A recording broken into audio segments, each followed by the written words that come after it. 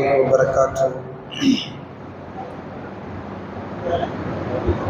إن الحمد لله نحمده ونستعينه ونستغفره ونتوكل عليه. نعوذ بالله من شرور أنفسنا ومن سيئات أعمالنا. من يهده الله فلا مضل له ومن يضلل فلا هادي له. وأشهد أن لا إله إلا الله وحده لا شريك له.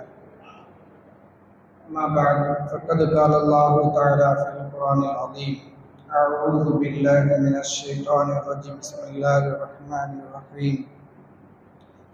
ولقد بعثنا في كل أمة رسولا أن يعبدوا الله واجتنبوا الطاغوت.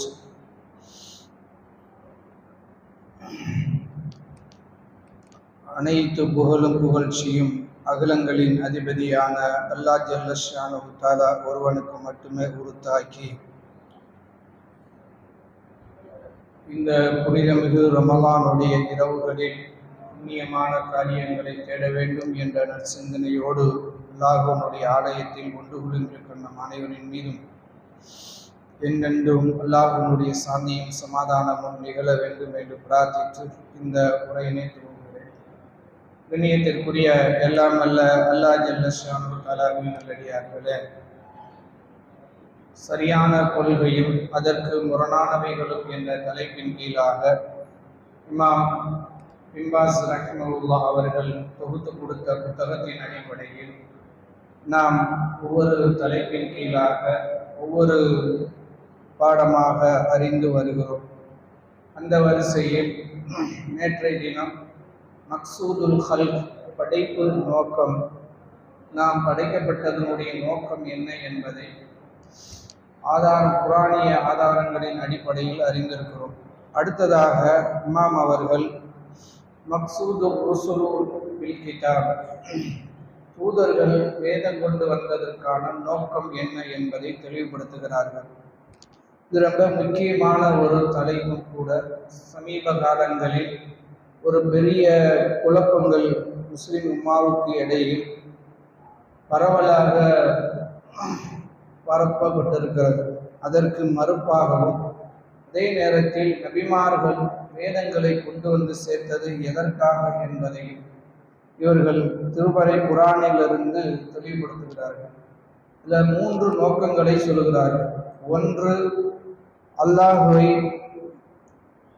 இந்த வழிபடுவதன் மூலமாக இதுதான் நேர்வழி என்பதையும், அடுத்ததாக அல்லாஹ்வை வணங்குவதை ஊர்ஜிதப்படுத்தும் விதமாகவும், மூன்றாவதாக அதற்கு எதிரானவைகளை மறுக்கும் விதமாகத்தான் நபிமார்கள் இந்த பூமிக்கு தேர்ந்தெடுக்கப்பட்டார்கள்.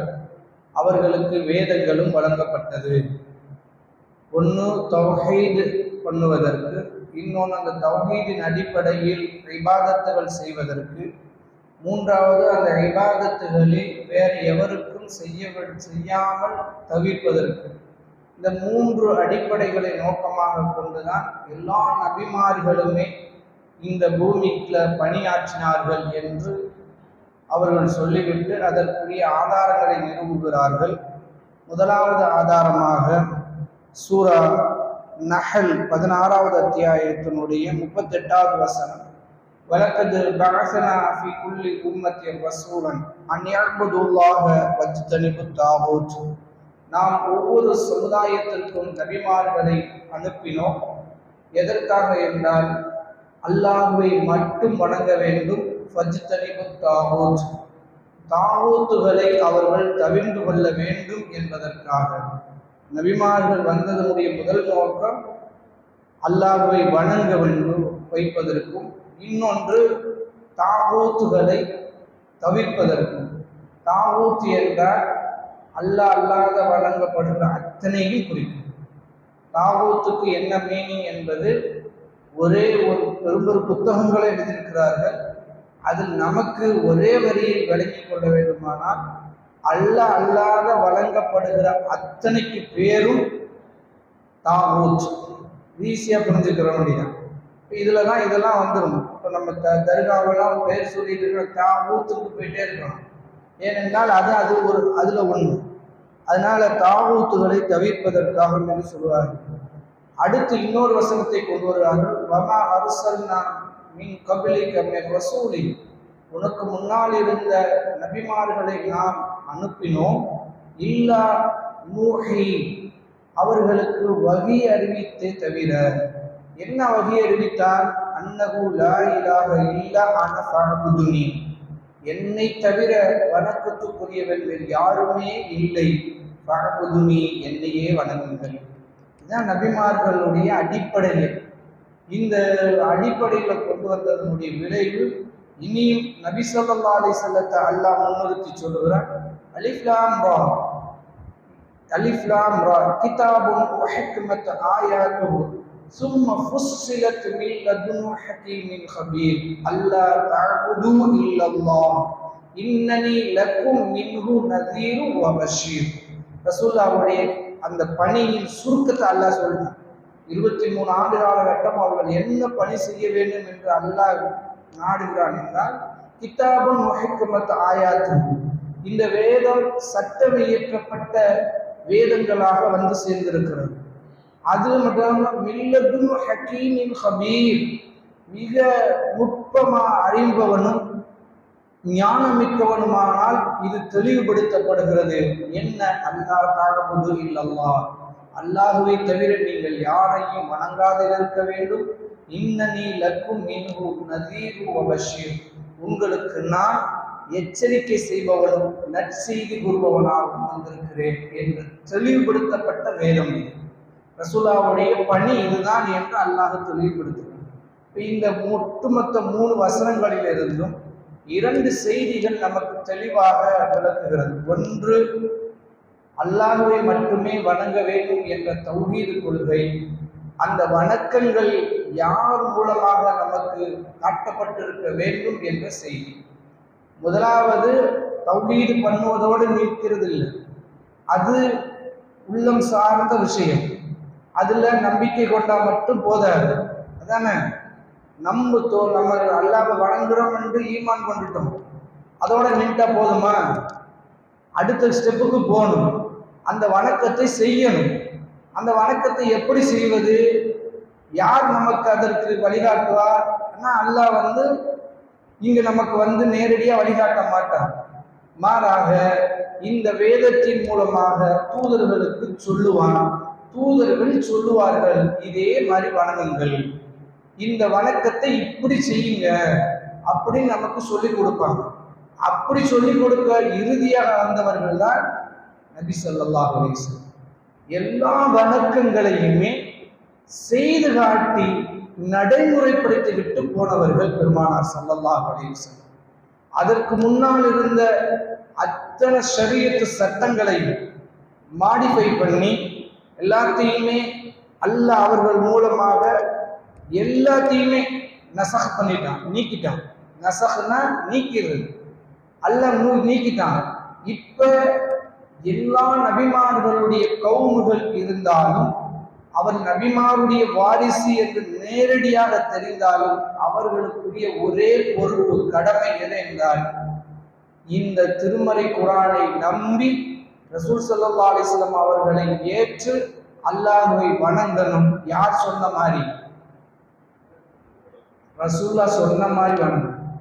அதனாலதான் வலவுகான மூசா ஹய்யன், மூசா இப்பொழுது உயிரோடு இருந்தாலும் அவருக்கு வேற வழியே இல்லை. தத்தபீனி, அவர் என்னத்தான் பின்பற்றும். யார்? மூசா நபியா இருக்கலாம், அவர் நீண்ட நெடிய போராட்டத்தை செஞ்சிருக்கலாம். ஆனால் அவருக்கு இருக்கக்கூடிய ஒரே பணி என்ன என்றால் என்னை பின்பற்றுவதுதான். அந்த வணக்கங்களில் நபி ஸல்லல்லாஹு அலைஹி வஸல்லத்தை ஃபாலோ பண்ணாமல் போனாலும் இழப்பு. அதே போல அந்த வணக்கங்களில் சிலதை கலந்தாலும் பிரச்சனை. என்ன? அதுல சின்ன சின்ன விஷயங்களிலிருந்து பெரிய விஷயங்கள் வரைக்கும் அல்லாஹ் விளக்குகிறான். எதெல்லாம் இபாதத்துகளில் மறுக்கப்படுவதற்கு காரணமாக இருக்கும், மறுக்கப்படுவதற்கு அல்லாஹ்வை வணங்குவதோடு சேர்த்து எச்சரிக்கையாக இருப்பது எதுல என்றால், வணங்காமல் இருக்கிற உறுதியில தான் இருக்கிறது. நம்ம அல்லாஹ்வை வணங்கணும். இப்ப தொழுதமே இது பெரிய விஷயமே இல்லை. ஆனா பிறவர்களை தொழாமல் இருக்கணுமே, அதுதான் சிரமம். அந்த சிரமத்தை தான் எல்லா நபிமார்களுடைய கௌமும் பட்டது. ஃபர்ஸ்ட் எதுக்கு பண்ணல? அல்லாஹ்வை மட்டும் நாங்க வணங்குறோம்னு சொன்னா யாரும் ஒண்ணுமே சொல்ல மாட்டாங்க. அல்லாஹ்வை தவிர நாங்க யாரையும் வணங்க மாட்டோம்னு வைங்க, வெகுண்டு எழுவார்கள். அதுல அவர்களுக்கு வர்ற கோபம் வேறு எதற்கும் வராது. நீங்க இப்ப கூட ஷரியத் சட்டங்களில் சிலதை ஏற்றுக்கிறோம் என்று உலக அரசுகள் எல்லாம் முன் வருது. நல்லா இருக்கு, இந்த சட்டத்தை ஃபாலோ பண்ணிடலாம் அப்படின்னு. ஆனா வணக்கத்துல அல்லாஹ்வை தவிர யாரையும் வணங்கக்கூடாதுன்னு சொல்லி பாருங்களேன், பயங்கர கோபம். எந்த அளவுக்கு என்றால் அழிப்பதற்கு இதுக்குத்தான் முயற்சி எடுக்கிறாரு. நீங்க எங்காவது கூட்ட முஸ்லிம்கள் ஆயிட்டாங்கன்னா யாருக்கு பதட்டம் வருது? நம்மள மாதிரி ஆளுகளுக்கா, இல்ல பொதுமக்களுக்கா? யாருக்கு வரல? ஆட்சியாளர்களுக்கு தான் வருது. ஏன் தெரியுமா? இது பெருசு. நம்முடைய முப்பாட்டம், நம்முடைய மூதாதையர்கள் எதெல்லாம் புனிதம் என்று கற்பித்து வைத்திருந்தார்களோ அத்தனை புனிதங்களையும் அடித்து நொறுக்குகிறது. எதுக்குமே புனிதம் இல்லை என்ற இடத்துக்கு கொண்டு வர்ற போது முன்னோர்கள் கட்டி வைத்திருக்கக்கூடிய அந்த கட்டமைப்பை சுக்கு நூறா உடைக்கிறது இந்த கொள்கை. இதனால் இந்த கொள்கையை விடக்கூடாது. ஒருவேளை இதற்கு நிப்பாட்டுவதற்கு என்ன விலை வேண்டாலும் கொடுக்கலாம், ஆட்சி வேண்டாலும் கொடுக்கலான்றார். அல்லது செல்வ வேணுமா வச்சுக்க, மனிதனுக்கு எதெல்லாம் ஆசை காட்ட முடியுமோ அத்தனை ஆசையும் காட்டுவார்கள். அதுல நபி ஸல்லல்லாஹு அலைஹி வஸல்லம் அவர்களுக்கு அப்படித்தான் காட்டினார். முஹம்மதே, இந்த லா இலாஹ இல்லல்லாஹ் என்ற கொள்கையை மட்டும் விடு, இது ரொம்ப டேஞ்சரா இருக்கு. அல்லாஹ்வை தொழுக சொல்றியா, ஓகே, நாங்க தொழுகிறோம், எங்களுக்கு பிரச்சனையே கிடையாது. அல்லாஹ்வுக்காக என்ன வேண்டாம்னு செய்ய சொல்ல நாங்க செய்கிறோம். ஆனால் அல்லாஹ் அல்லாத நாங்கள் வச்சிருக்கக்கூடியவைகளை மீது எந்த பிரச்சனையும் பண்ணாத. அப்படி பண்ணுவதுதான் எங்களுக்கு பிரச்சனை. இதன் மூலமா நீ என்ன விரும்புற? இது மூலமா இந்த உலகத்துல நீ எதை அடைய விரும்புற அப்படின்னா, ஆட்சி வேணுமா வச்சுக்கணும். இல்ல இல்ல, இந்த அரபு தேசத்தின் தலைவராக நீ வரணுமா, ஆட்சி வரணுமா வச்சுக்கணும். ரசூல் ஸல்லல்லாஹு அலைஹி வஸல்லம் மறுத்துட்டாரு. அப்புறம் என்ன, பெரிய செல்வ சீமானாக நினைக்கிறியா? இந்த உலகத்திலே பெரிய சீமானாக போய் செல்வத்துல கொலிக்க நினைக்கிறியா? அரபு தேசத்துடைய ஒட்டுமொத்த செல்வத்தையும் அவன் காலடியில வந்து கொட்டும். அவ்வளவு செல்வந்தர அவனை ஆக்குறோம். ஆனா நீ இதை விடு இல்ல. அல்லது பெண்ணை எது விரும்புறியா? ஒரு பேர் அழகிகளை விரும்புறியா? அது அப்படி என்னதான் உனக்கு பிரச்சனை? இந்த 3 ரசூலா நிராகரித்தார். அதோட மட்டும் விடல, அதுக்கு எதிராக பிளர்ந்தெழுந்தார்கள். மக்கத்து குறைஷிகள், அபு சுஃபியானிலிருந்து அபு ஜஹலிலிருந்து உத்துபாலிருந்து எல்லா தலைவர்களுக்கும் ஒரே பிரச்சனை என்ன என்றால், இந்த லா இலாஹ இல்லல்லாஹ் என்ற இந்த கொள்கையை யாரிடமும் கொண்டு போய் சேர்க்க விடாமல் தடுக்கணும். அதற்கு செல்வத்தை செலவழிக்கணுமா, நாங்க முன்வரமா கொட்டுனாங்க. அதே போல எங்களுடைய இளைஞர்கள் வேணுமா தடுப்பதற்கு அடிக்கணும் உதைக்கணுமா அனுப்புறோம். எது வேண்டாலும் சரி கொடுக்குறோம். ஆனா நீங்க ஒன்னே செய்யணும், முஹம்மது ஸல்லல்லாஹு அலைஹி வஸல்லத்தை இந்த லா இலாஹ இல்லல்லாஹ் கொள்கையை சொல்ல விடாமல் தடுக்கணும். இதுதான் அவர்களுக்கு இருந்த பெரிய பிரச்சனை. இந்த பிரச்சனையை அல்லாஹ் ரப்பல் ஆலமீன் ரசூலுல்லாஹ்வுக்கு எந்த காம்ப்ரமைஸும் பண்ணாதங்க. உனக்கு இருக்கக்கூடிய ஒரே பிரச்சனை, ஒரே நோக்கம் என்னன்னா, ஒன்னே செய். என்ன? ஃபஅபுதில்லாஹ், அல்லாஹ் ரசூலுல்லாஹ் ஊக்கப்படுத்துறான். வலக்கது ஊஹிய இலைக்க வ இலல்லதீன மின் கப்லிக, நபியே உனக்கும் உனக்கு முன்னிருந்தவர்களுக்கும் நாம் வஹியாக இறை செய்தியாக கொண்டு வந்து கொடுத்ததெல்லாம் எது என்றால், லயின் அஷ்ரக்த லயஹ்பதன்ன அமலுக வல தகூனன்ன மினல் ஹாஷிரீன். நபியே, நீங்கள் இணை வைத்தாலும் உங்களுடைய அத்தனை அமல்களும் அழிந்து போயிடும், நஷ்டவாளிகளில் நீங்கள் ஆகிவிடுவீர்கள். பல் மாறாக அல்லாஹ் ஃபஅபுது, அல்லாஹ்வை மட்டும் வணங்குங்கள். வகும் மினஷ் ஷாக்கிரீன், நீங்கள் அல்லாஹ்வுக்கு நன்றி உடையவர்களாக ஆகிவிடுங்கள். ஃபஅபுதுல்லாஹ முக்லிஸன் லஹுத்தீன், வழிபாடுகள் அனைத்தும், தீன் என்றாலே வழிபாடுகள், வணக்க வழிபாடுகள் அனைத்தையும் இஹ்லாஸாக அல்லாஹ்வுக்கு ஆக்குங்கள் என்று சொல்லிட்டு அறிந்து கொள்ளுங்கள். லில்லாஹி தீனுல் ஹாலிஸ், தூய்மையான இந்த மார்க்கம் அல்லாஹ்வுக்கு சொந்தமானது. நான் சொல்றதை நீங்க செய்யுங்க. நாங்கள் இதைத்தான் ரசூல் ஸல்லல்லாஹு அலைஹி வஸல்லம் 13 ஆண்டு காலகட்டம் தொடர்ந்து பிரச்சாரம் பண்ணார்கள். அதுக்கு அவர்கள் கொடுத்த விலை இந்த உலகத்தில் எந்த மனிதனாலும், எந்த குடும்பத்தாலும், எந்த சமூகத்தாலும் கொடுக்க முடியாத பேர் இழப்புகளை சந்தித்தார்கள். கொஞ்ச நஞ்ச இழப்பு. ரசூல் ஸல்லல்லாஹு அலைஹி வஸல்லம் அவர்கள் 3 ஆண்டு காலம் ஊர் நீக்கம் செய்யப்பட்டிருந்தார்கள் இந்த கொள்கைக்காக. ரசூல் ஸல்லல்லாஹு அலைஹி வஸல்லத்தினுடைய தோழர்கள் நெருப்புல போட்டு புசுக்கப்பட்டார்கள். நிர்வாணமாக தெரு தெருவாக இழுத்து போகப்பட்டார்கள். பெண்கள் என்று கூட பார்க்காமல் கொடூரமாக கொலை செய்யப்பட்டார்கள். கொலையில புது புது வகைகளை கண்டுபிடித்து கொலை செய்தார்கள். இன்னும் கொஞ்சம் செல்வ சீமான்களாக இருந்தால் ஒட்டுமொத்த செல்வத்தையும் அப்படியே பறித்து கொண்டார்கள். அப்படியே விடிஞ்சா யோசிச்சு பாருங்க, நாளைக்கு காலையில் நம்முடைய வீடு, நம்முடைய சொத்து எல்லாத்தையும் பறித்து நம்முடைய குடும்பத்தோடு நம்மளை நடுத்தெருவுல இதுதான் உனக்கு கதி, நீ எங்க வேண்டாலும் போய்க்க என்று நிப்பாட்டினால் நம்முடைய நிலைமை என்ன? அப்படித்தான் நிப்பாட்டினார்கள். யார? ரசூலுல்லாஹ்வுடைய குடும்பமான அலி ரலியல்லாஹு அன்ஹுடைய அண்ணன் ஜாஃபர் பின் அபி தாலிபுடைய குடும்பமே நினைச்சு. அபு தாலிப் பலமா இருந்தாரு. ஆனாலும் இந்த பிரச்சாரம் போக போக போக போக அவர்களுக்கு கடும் நெருக்கடி. எதையாவது செய்து நிப்பாட்டணும் உண்டு. ஆனால் அதற்கு அவர்கள் என்னவென்றால் செய்தார்கள். தடுப்பதற்கு ஆளில்லாத நிலைக்கு தள்ளப்பட்டார்கள். ஆனாலும் ரசூல் ஸல்லல்லாஹு அலைஹி வஸல்லம் நிப்பாட்டவே இல்லை. இப்படி ஒன்னொன்னா உருவினார்கள். அவருடைய குடும்பங்கள்ல இருந்தே வந்தார்கள். அபூபக்கர் வந்த மகன் எதிரினா அபூபக்கர் இந்த பக்கம் நின்றார். உமர் ரலியல்லாஹு அன்ஹு இந்த பக்கம், நம்ம மனைவி அந்த பக்கம் நின்றாங்க. யார் எப்படி வேண்டாலும் இருக்கட்டும், ஃபர்ஸ்ட் இந்த அநியாயத்தை புரிய வைக்கணும். அல்லாஹ்வுக்கு இணை வைக்கிற என்பது பெரும் அநியாயம், கொடூரத்திலும் கொடூரமான அநியாயம் என்பதை அந்த மக்களுக்கு புரிய வைத்தார்கள் பெருமானார் ஸல்லல்லாஹு அலைஹி வஸல்லம். அதே நேரத்தில் அல்லாஹ்வை வணங்குவதற்கு வைத்தார்கள். இப்ப என்ன இந்த காலத்துல இதுக்கு பிரச்சனை என்றால், லா இலாஹ இல்லல்லாஹ்வுக்கு நம்ம ஏற்கனவே ஒரு தப்பான கொள்கை சொன்ன மாதிரி இப்போ ஒரு கொள்கையை ஊத்தி இருக்கிறார்கள். என்ன என்றால் தௌஹீதுல் ஹக்மிய்யா, லா ஹுக்ம இல்லல்லாஹ், அல்லாஹ்வை தவிர சட்டம் ஏற்றது யாருக்கும் கிடையாது. அப்படி தௌஹீது ஹாக்கிமியான ரசூலுல்லாஹ் நபிமார்கள் வந்ததும்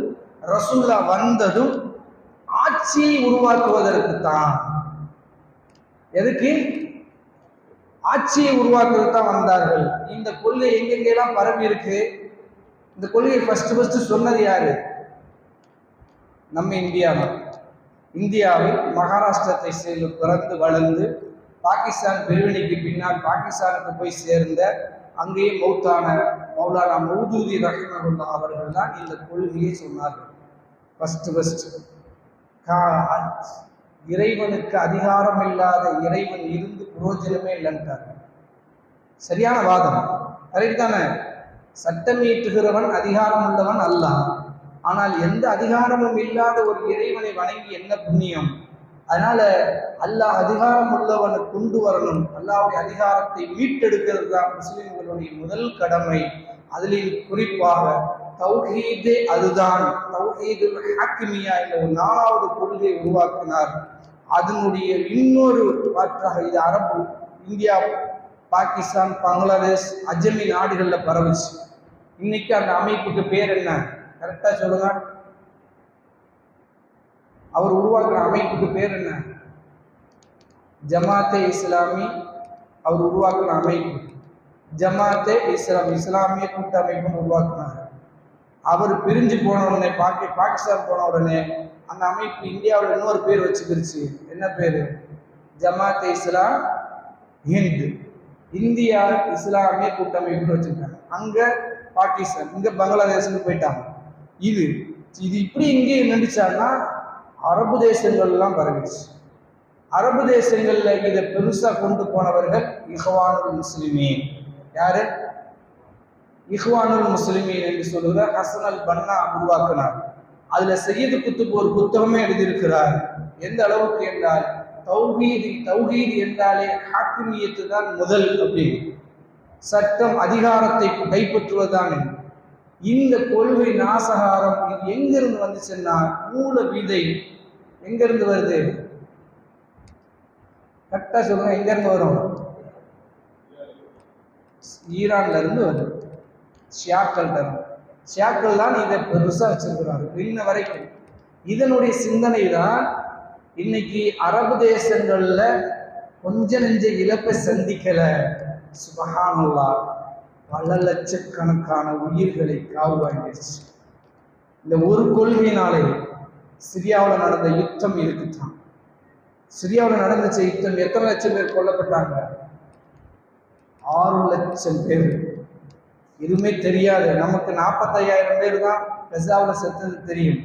ஆனா அதுக்கு முன்னால் சிரியாவில் நடந்த யுத்தத்துல இந்த கொள்கையை மையப்படுத்தி பிரச்சாரத்தை கிளர்ச்சி, அதுக்கு பேரு அரபு வசந்தம் ஆரம்பிச்சாங்க, ஆட்சி கிளர்ச்சி பண்ண ஆரம்பிச்சாங்க.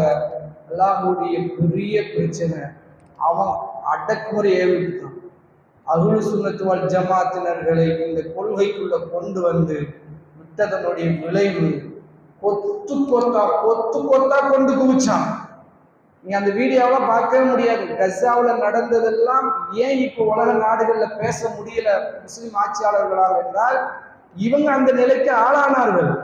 அவன் திருப்பி கேட்பான், நானாவது குண்டு போடுறேன், நீ எப்படி என்ன பண்ணிருக்க பார் அப்படின்னு. வீடியோ ஒரு பள்ளிவாசல் முன்னால் பெரிய அகலியை தோண்டி குழியை தோண்டி கண்ணை கட்டி துழுதிட்டு இருந்தவர்களை அப்படியே கூட்டு வந்து அப்படியே உள்ள தள்ளி டப்புன்னு சுட்டாங்க. எங்க போறது? ஃபஜ்ருக்கு வந்த மக்கள் உயிர் நமக்கு அதுக்குள்ளே போட்டு பதைக்கப்பட்டார்கள். இப்படி 6 லட்சம் பேர் இன்னைக்கு திறந்து விடுறாங்க சிரியாவுக்குள்ள இருந்து. அந்த சிறையில் இருந்து 40 வருஷம் 20 வருஷம் பூமியின் சூரிய வெளிச்சத்தையே பார்க்காதவர்களா கடுமையாக கற்பழிக்கப்பட்டிருக்கார்கள் பெண்கள். இப்படி எல்லாம் ஆனதற்கு காரணம் என்னன்னா, இந்த ஆட்சியை கைப்பற்றணும் என்பது புரிந்து கொள்ளணும். தௌஹீதினுடைய நோக்கம் ஆட்சியை கைப்பற்றுவதல்ல. தௌஹீதின் நிலையாக இருந்தால் ஆட்சி வந்து சேரும். அது கிஃப்ட், பரிசு. அது வந்து ஒரு ஒரு ஒரு பரிசு கொடுக்கிறதே இலக்க வைக்க முடியாது. இலக்கு என்பது பரிசு பெறுவதற்கல்ல, சரியாக படிப்பதற்கு. ஆனா இவங்க எதை சொல்லிட்டாங்கன்னா, அல்லாஹ்வுடைய கிஃப்ட இல்ல அதுதான் நோக்கமே என்று சொல்லி பிரச்சாரம் பண்ணதனுடைய விளைவுதான் இவ்வளவு. அல்லாஹ் சொல்லிட்டான் சூரா 24:155 வசனத்தில் ஒரே வார்த்தையில் அந்த ஒரே வசனத்துல முடிச்சுட்டான். வஅதல்லாஹு அல்லதீன ஆமனூ மின்கும் வஅமிலுஸ் ஸாலிஹாத்தி لا يستخلفنهم في الأرض كما استخلفن الذين من قبلكم وليمكنن لهم الذي دينهم الذي ارتضى منهم وليبدلنهم خوفا من بعدهم أمنا يعبدونني ولا يشركون به شيئا. உங்களில் ஈமான் கொண்டு நற்செயல்கள் செய்பவர்களுக்கு உங்களுக்கு முன்னால் இருந்தவர்களுக்கு எப்படி பூமியில் ஆட்சியை வழங்கினானோ அது போன்ற ஆட்சியை வழங்குவார். அதுக்கு நிபந்தனை என்ன? ஃபர்ஸ்ட் நிபந்தனை என்ன?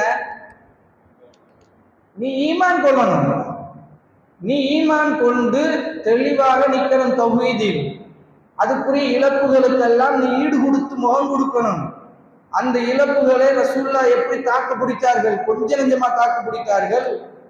அவர்கள் கடைசி கட்டமாக இந்த தௌஹீதுக்காக இந்த பூமியில் ஒரு பிடி நிலம் கூட இல்லாத அகதியாக்கப்பட்டார்கள். செல்வ சீமான், மக்காவுல கோடிகளுக்கு சொந்தக்காரர்கள். அவங்க மனைவி வச்சிருந்தது, இவர்கள் வச்சிருந்த சொத்துக்கும் நம்ம கணக்கீடு பார்த்தா இன்னைக்கு இந்தியாவில் இருக்கக்கூடிய டாப் 10 பணக்காரர்களில் ரசூலுல்லாஹ் ஒருத்தர். அப்படிப்பட்ட செல்வந்தர் நடுசுல என்னவா மாறினாரு? ரொட்டி துண்டு கூட இல்லை. ஆயிஷா ரலியல்லாஹு சொல்றாங்க, ரசூலுல்லாஹ் நல்ல மாவு அரைச்ச ரொட்டியை சாப்பிட்டதே இல்லை. நல்ல கோதுமை, இன்னைக்கு இருக்கக்கூடிய ஆசீர்வாத கோதுமைன்னு வச்சுக்கோங்க. அப்படிப்பட்ட ஒரு மாவுல செஞ்ச ரொட்டியை ரசூலுல்லாஹ் சாப்பிட்டது இல்லை, பார்த்தது இல்லை. மாறாக ரேஷன் கடையில் இருக்கு பாருங்க, புழுத்து போய் கிடக்கக்கூடிய கோதுமை, அதை வாங்கி அரைச்சு அதை தண்ணியில கலந்து அதை அப்படியே திம்பார்கள்.